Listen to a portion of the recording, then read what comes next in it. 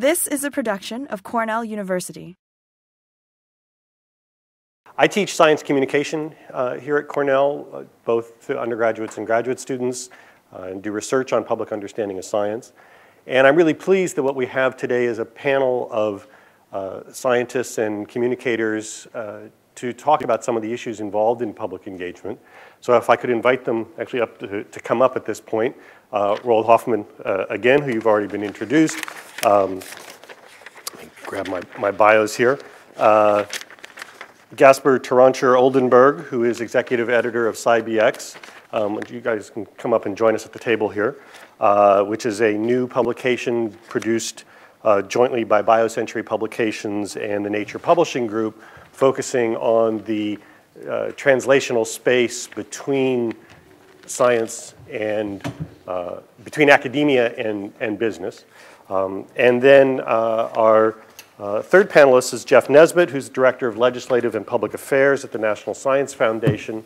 Has moved there fairly recently after much time in other government agencies and running a consulting business on science and science communication. So we have, what we did was we pre-circulated a few questions. And what I'm going to do is sort of pose the questions and let you guys go. To see there. And I guess based on sort of what we just saw, maybe the first question I'd really like to start out is why is this important to reach out to communicate with the public? What's the value of doing these kinds of things? Was your presentation? Well, I already had my chance. But I'll tell you what I think. It is certainly not to get more people into our profession. We've got enough scientists as it is. I don't see my students getting 10 job offers. I see them getting 2 job offers, which is just right. And also this country traditionally, for better or for worse, has filled its job market with immigrants when the going has gotten tough. There are some things wrong with that, but that's how it is. I think there are 2 better reasons. One is science has filled the world with things we don't understand, from our CD player to no longer being able to fix a car because of all the electronics with it. Things we don't understand present alienation in a psychological sense, and I think much of the interest in the occult and irrationality is the result of mysteries that science has introduced, as once there were mysteries that nature introduced, which we by and large understand pretty well. But really the most important reason is that you need some basic knowledge of science for operation of the democratic process. People are going to decide about the siting of incinerators and nuclear reactors and things like that. You can find experts on any side on any nefarious issue you want, and people have to make some decisions about which experts to believe and which not, and to do that they need to know some science, so we need to reach out and talk to people about it. Gaspar, go ahead. So I would agree. Well, first of all, I would like to thank the organizers for having me here and being able to join this panel on something that is, I think, very important, as we have pointed out already. And I would coincide with everything that you mentioned right now and maybe expand and say that in addition to educating the public and everybody in here and outside these walls, I think the responsibility we have also is to show people the way, or not show people the way, that sounds messianic, but helping people understand how science is not a perfect science per se, but people have to be able to deal with things like uncertainty, making decisions based on facts that may not be black and white, and things that to us are obvious. We deal with this every day, but the general public doesn't. And I think we have to fill that gap to some extent. It's just to expand a little bit on what we heard already. I would say briefly, I believe we're on the cusp of an explosion of learning in the world. If you look at what's going on with the generation that's coming through, it is potentially the science and technology generation. And in order for that to occur, those who have that knowledge have to impart that knowledge to the rest of the world. And so we've got, in my opinion, we need to do whatever we possibly can do to make that knowledge available to the public at large. I'll just tell you a real quick story. Before I came to NSF, I helped Discovery Communications start a television network called the Discovery Health Channel, and there was some trepidation about starting a cable television network that had lots of MDs and scientists talking about very esoteric and deep subjects. But it became quite popular with the public, and in fact grew to 80 million homes. I convinced them to try an experiment on a Sunday, which was to actually put a continuing medical education course on broadcast television. It was designed for physicians, and they could take their tests online. But I said, my prediction was that because people tend to reach up for learning, that you'll actually get lots of the public who will watch this show. It was a panel of nationally prominent cardiologists, and they were speaking on a very deep subject. And yes, they got the physicians. They got almost 10,000 physicians who watched that show and took the test online. But they also got the rest of the audience. 95% of the rest of the audience were lay people, were not physicians, who wanted to watch this CME course and didn't take the test online, just wanted to watch it. And in fact, that show was the highest rated show ever in the history of the Discovery Health Channel, was on that deep subject. So my view is that don't be shy about reaching out to the public with very complicated subjects. I believe they want to learn, and we're on the cusp of that experiential learning. So what this raises is, and there's actually a bit of a tension between what Roald suggested about the importance of the democratic goals, the democratic reason why we need to engage people more because of the kinds of decisions, and the kind of conveying of information that can be done extraordinarily well, and that you, as Jeff points out, there's a demand for. But that's a sort of it's a one-way. It's a hierarchical presentation of information rather than an engagement, rather than a sort of engagement in a political process, engagement in discussions about should we be putting money into cardiology or into Alzheimer's research or into something else. So what's the mix here between this sort of democratic ideal of having everybody engaged and a reality in which there are some people who know more than others? Well, doesn't that start very early on with education and realizing that you can get that engagement if you start education and having people aware of what science means in their lives very, very on in their lives, and catching that momentum when kids are young, curious, and then keep that going on and not lose it throughout their academic progression and until you become adults, functioning adults, and until we become functioning adults in society. But I think that is something that actually within these walls, within academia, we have often lost that perspective as well, where we think of education at this level as something that is or was to create or generate the next generation of scientists rather than paying attention to that 95 or 99% of undergraduates who are sitting in courses and really are not going to become scientists. However, they are going to be decision makers. They are going to contribute to the democratic process, and they need to be aware of what's going on and have a working understanding of it so that they can make decisions. And I think that's where the keys, if you have that in place, then engagement will just naturally come, just like with many other facets in life.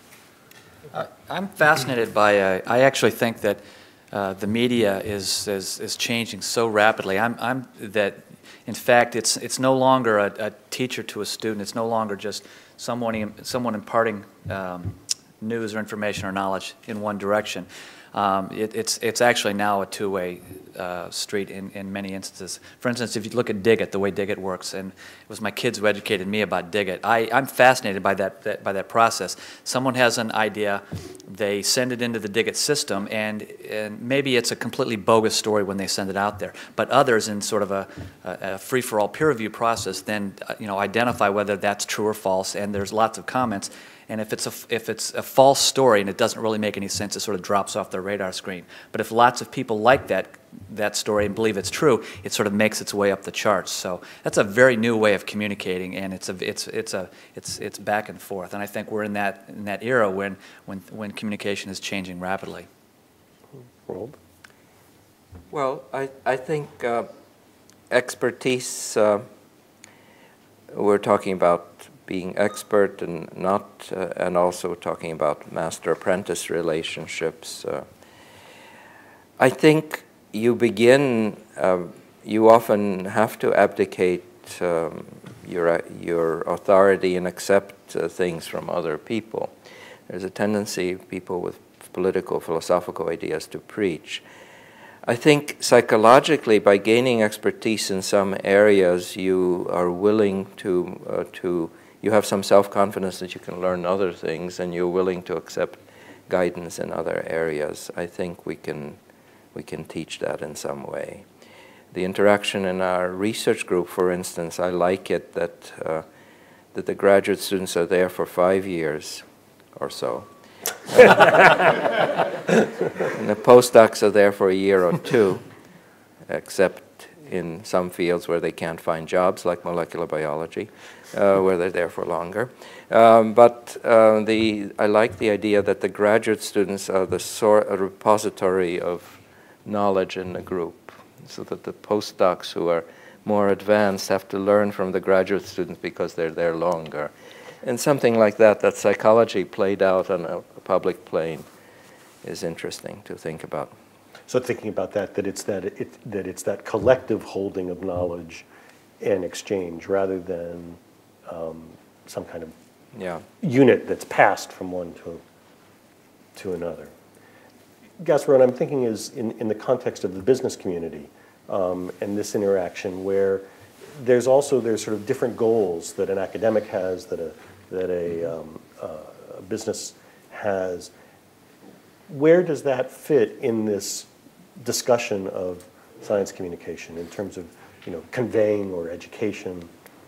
I think it's just another example of it, just at a different level. But it's again a matter of communicating, of speaking the same language, of understanding each other, and being on the same sort of wavelength. And this is very clearly represented in the translational space and the life sciences, where we have two very distinct communities. We have the academic part that has its own goals and is not necessarily, even philosophically and traditionally, is not very inclined to commercialization of ideas, or at least not in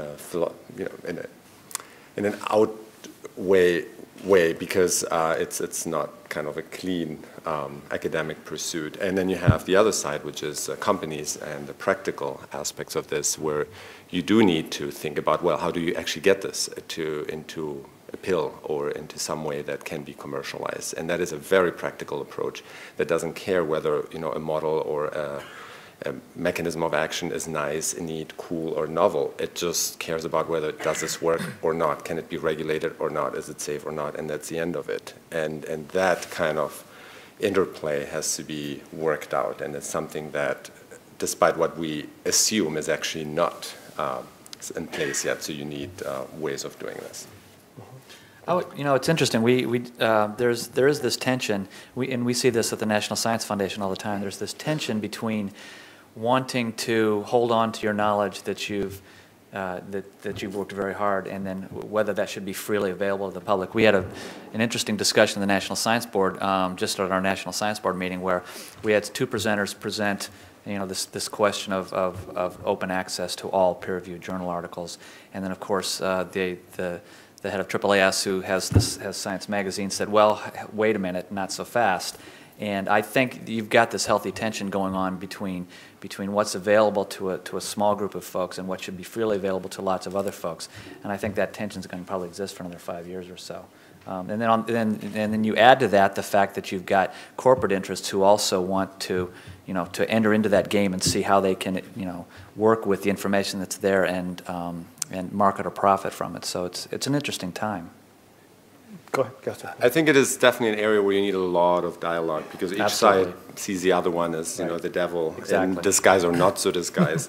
And we do have to, again, deal with the reality. I mean, the fact is that you have a very strong biotech industry and pharma industry, not just in this country, but worldwide, because there are certain protections in there and people can actually make a profit if you can't. I'm not defending this, but I'm just saying this is a reality. If you don't have that in place, then the system falters to some extent and money is going to not be there again. So you have to really come up with a new approach to this, or a new way of people to Absolutely, I agree. accept both sides.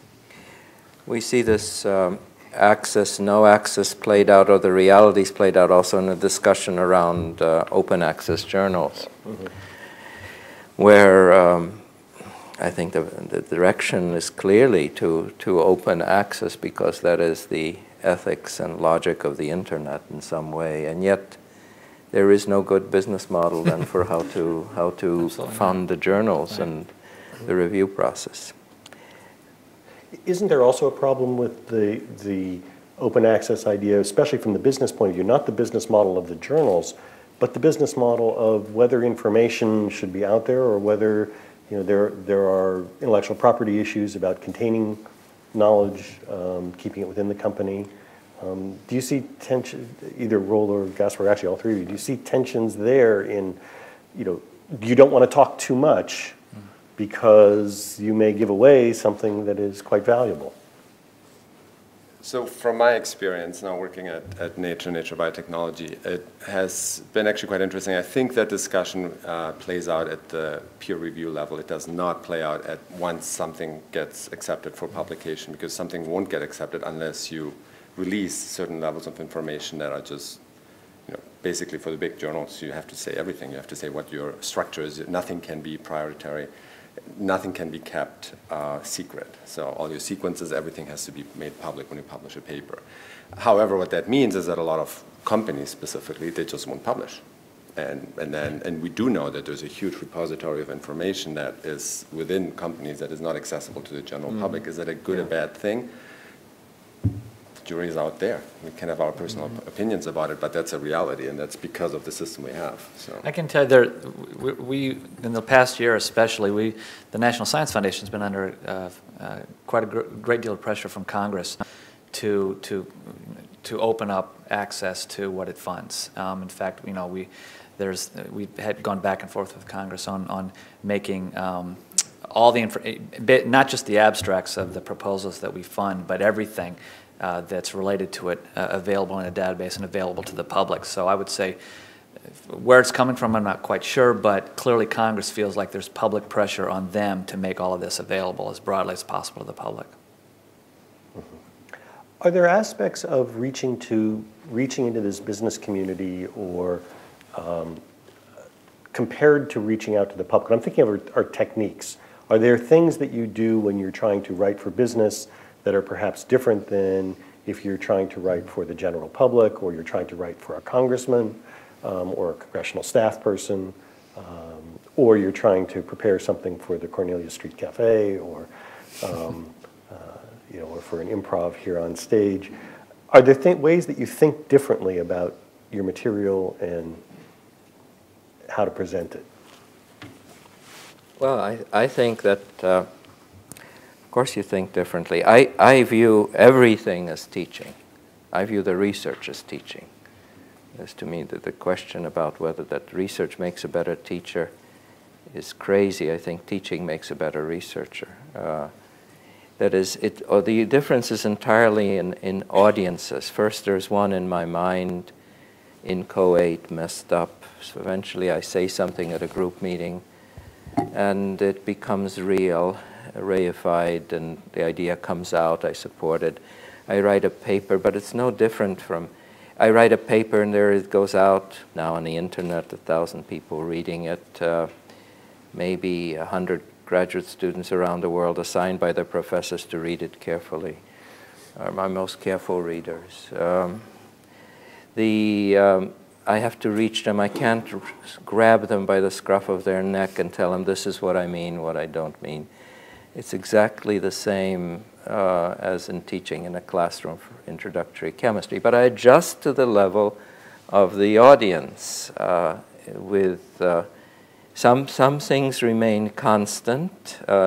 Teaching is the most remarkable thing, that you can talk at the same level to people who understand and people who don't understand in the same words, and you can capture them.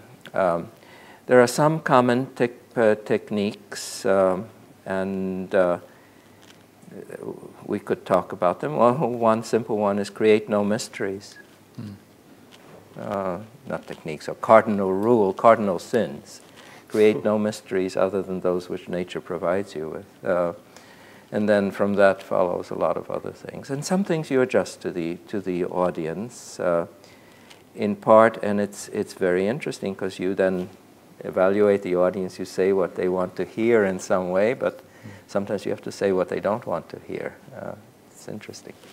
I have to say I was really impressed with what you all did to start off with. That was very, very interesting. And I think that sort of thing is the kind of thing that will make complicated subjects accessible to the broader parts of the public. At the AAAS annual convention this past year, NSF had a booth, and I was there, and we had a team an archaeology team that had some skulls, and they had a story that they liked to talk about. Well, another scientist came along and just decided to start an argument, just for the heck of it, with the folks behind and they went back and forth, and they got into all sorts of things, evolution, intelligent design, all sorts of things. And a crowd gathered around the folks as it was almost street theater, and it was a lot of fun. And by the end of the discussion, about 200 people had gathered on the convention floor to hear this impromptu discussion back and forth. I think when you see more of that, I think that injects excitement into the dialogue, so it's not just a one-way street. It was a fascinating experiment to watch, and I was so struck by what you guys did this morning as well. I think what you said is correct. As long as you don't create mysteries, communication will work. The matter is now it's a matter, I think, of resolution, into how much detail you want to go, you need to go, without assuming anything, without insulting your audience, and not even insulting, just making sure that everybody follows. That's the most important thing, and sometimes that's a tricky thing to gauge. But I see it. I've communicated for and with scientists, and now with people in more of the business community. Their interests, their needs are very different. However, the basic need is still the same. No mysteries, straight information. What is the concept? What is the message? Is it really that simple, though? Is it? I mean, it sounds simple. I know it's hard to actually adjust your audience. But are you, in fact, presenting the same information, or when you aim for a different audience, are you giving a different message? That is, what we got out of Roald's presentation earlier is very different than what we would have gotten if we were actually paying really close attention to the technical details of what your paper was about. I've already forgotten most of the no different from the other. That is, I mean, the argument's been made by rhetoricians and sociologists of science that says when you aim for a different audience, you're actually creating different knowledge.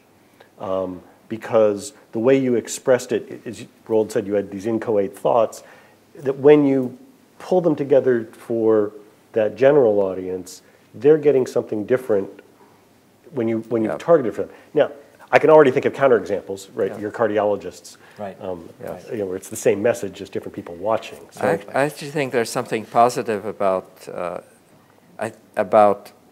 reaching out, about science writing. I think it's its own genre, but one of the interesting things about forcing the carrot and the stick from National Science Foundation scientists to talk to the general public is when you talk to the general public and you are forced to see that they don't quite understand, you naturally reach for metaphor and for analogy. And metaphor and analogy are much underappreciated within science, but immensely useful. The reason they're underappreciated is because they're not mathematicizable. And we are dealing in science with a Cartesian tradition where anything that can put it quantified and put into mathematics is better. An analogy and metaphor are not those kinds of things, and yet they're extremely valuable. Anyway, when a scientist is forced to speak to the general public, they're forced to use metaphor. The metaphor then comes out front, and it's probably good for them because they can see both things that they maybe didn't see about the metaphor being useful, but also they may see limitations of it when they use it. So you're actually arguing that there's a productive value for the scientist? Yes, productive value for the scientist in talking to the general public. It's interesting. I firmly believe this, and I've been doing communications for 25, 30 years now, and I firmly believe that you should aim high, not low. And I've always said that. And I'll just tell you a real quick story. I've written kids' books as a hobby for a long time, and the very first kids' book I wrote, I was young, I was in my 20s, and I labored and labored and labored it, and I thought, I'm writing this for 18, 19, 20-year-olds, and I put all sorts of things in there, kids smoking marijuana, cussing, doing, And I thought, this is suitable for an 18 or 19 or 20-year-old audience, very adult language. It goes out in the marketplace, and I find 8 and 9-year-olds reading it.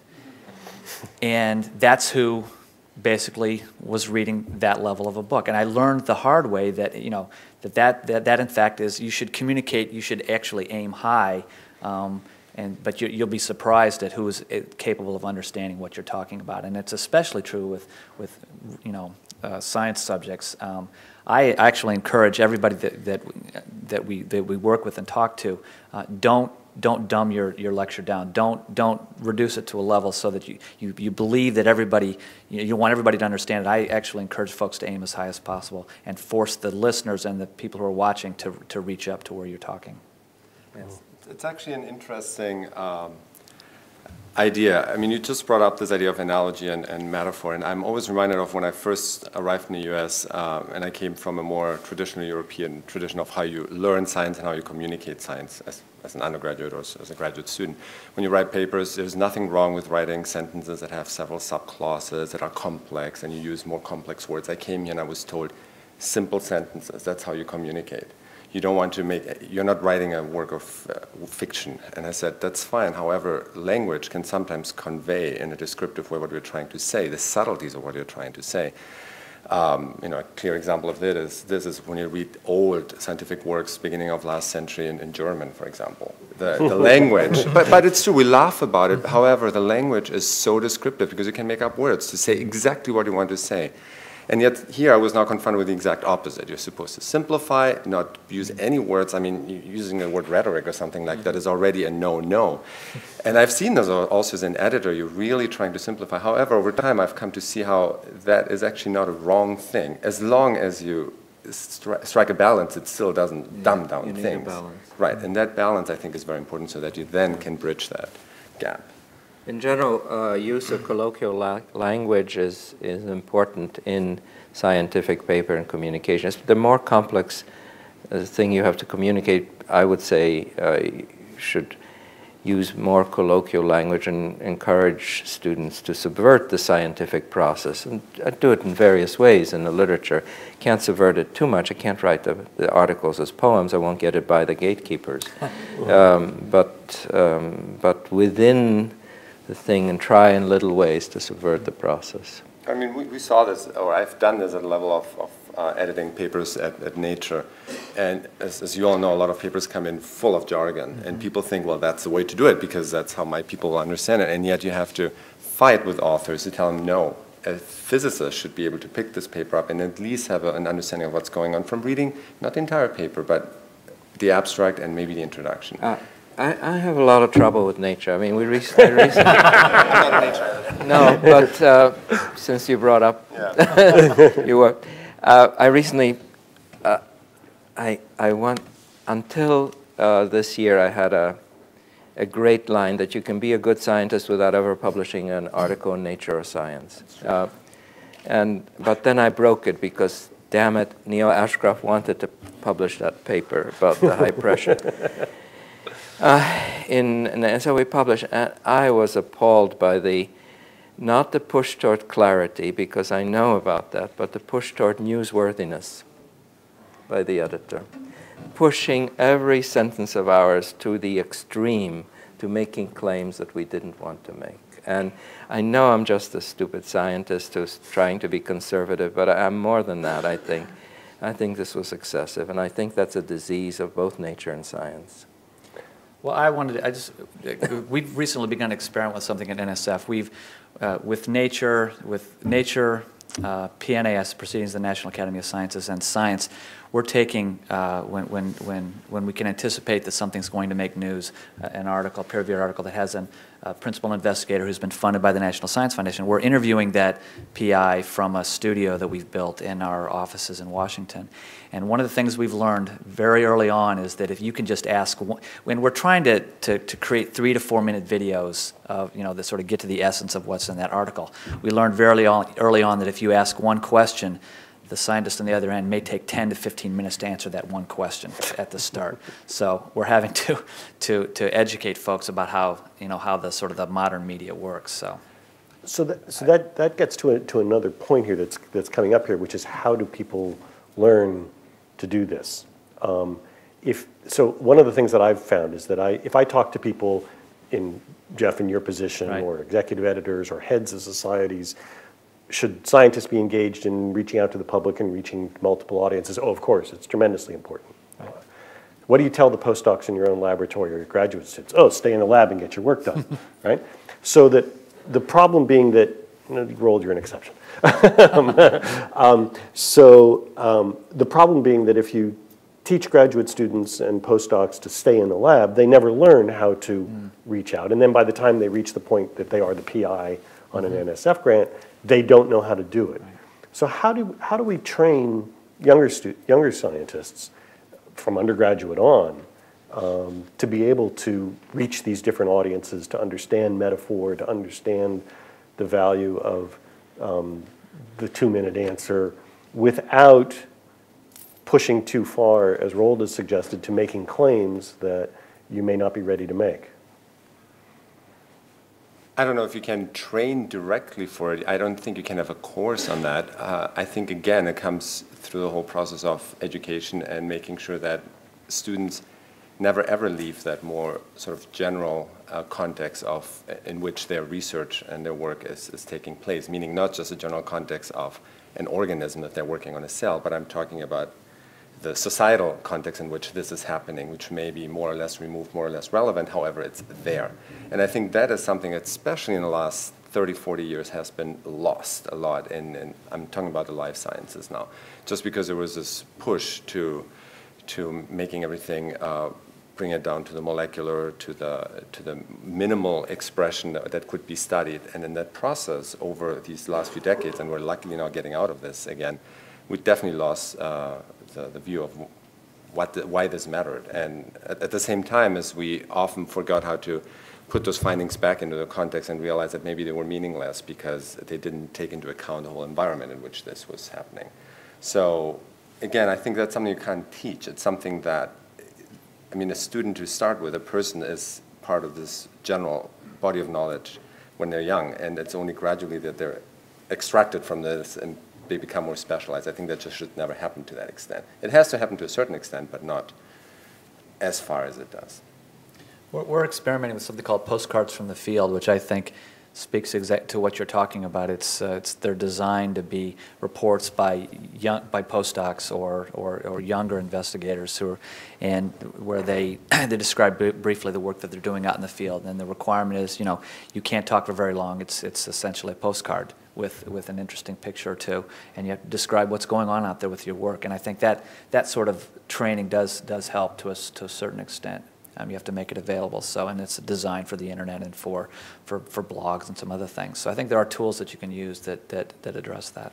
I'm actually surprised by what I heard from you about your experience with nature. My favorite journal.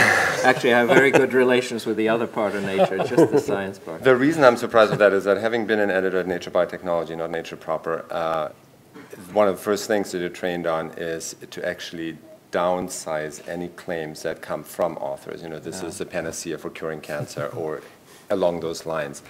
And those are the real fights that we tend to have, or disagreements with authors. From forcing them to take, we're there to publish new concepts. Right, yeah. That's what everybody's looking for. Now, there are very few new concepts that come around, but you try to find those.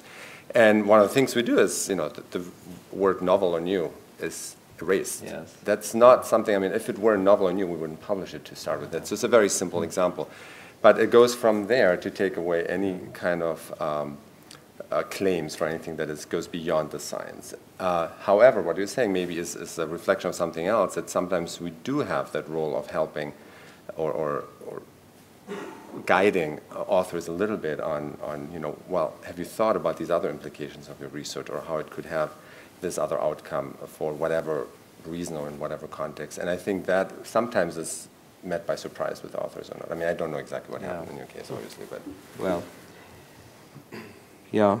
I think otherwise I've had very good interactions with Nature and other things, on news stories and literature-related things. So I have no problem with it. What about the training of students, though? I mean, I think we can train the students. I mean, the basic. I also think that teaching is the most basic training. I don't think being teaching assistants is not entirely the best way to do it, but empathy training through that. There we can train people. It's true our colleagues are resistant. I taught a course, a graduate course, on life skills and survival, sort of about ethics, job training, gender issues. There was resistance by my colleagues to having that overall. I think you can teach, you can best our situation, real life situations, a workshop of a day where you have a group of young scientists and you ask them to write news stories of varying length, a paragraph. In part, it's just to have them empathetic to the journalistic process, but have them write stories about each other's work on the basis of a 1-hour conversation with a person, or on the basis of reading that poster, or let's say a poster presentation, and then have the people talk to each other. You get a real. You can mentor. I think you can get people to do these things, and I mentioned the carrot and stick. I wish the NSF would apply its outreach criteria more consistently in the evaluation of proposals. It right now pays lip service to it. I don't think it takes it seriously. I would agree. In fact, that's part of the presentation I talk about. I actually spend a lot of time on the broader impacts criterion, and I've actually delivered that message to all the advisory committees now, and I'm encouraging them to take it more seriously and be consistent and pick and choose what they want to reward and focus on. I would agree with that completely. In fact, we have just finished this past semester the second offering of a course for graduate students in the sciences on reaching out, sort of a semester-long version, once-a-week version of the seminar you had. And what we found was that there was at least one student in the class who, during the course of the semester, she went for a job interview, and they asked her, "So, what do you think about this broader impacts? How do we meet the NSF goal?" And of course, she was ready with answers because she'd thought about it. She got the job, so that there was real value there. We also did have them interviewing each other, practicing elevator speeches, how to explain their work in 30 seconds or less. Still another thing one can do, which is simply to demand as part of a PhD thesis a 1- or 2-page summary in plain language for your high school teacher whom you meet on the street and they ask you, "What have you been doing?" And tell them what you've been doing in their language. It's a good exercise. Maybe I'm not sure how many folks out there understand what the broader impacts criterion is at NSF. It's why don't you give it? I mean, it's sort of a little known thing. We get 45,000 proposals a year, and we fund about 10,000 of them. But there are actually 2 criteria that the panel's award grants based upon, and the first is, of course, the intellectual or scientific merit, but the second is what's called broader impacts, and you must demonstrate that your science and your results will reach beyond your peer group.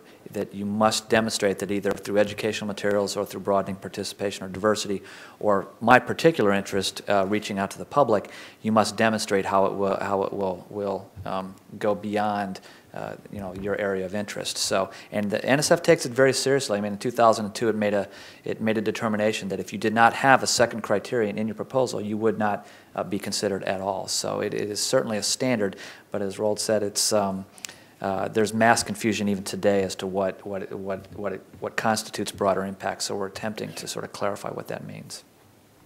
So, in the interest of our remaining somewhere close to schedule, we should wrap up. So I want to ask if each of you have a sort of final, what's the advice you want people to go away with in terms of reaching out to the public?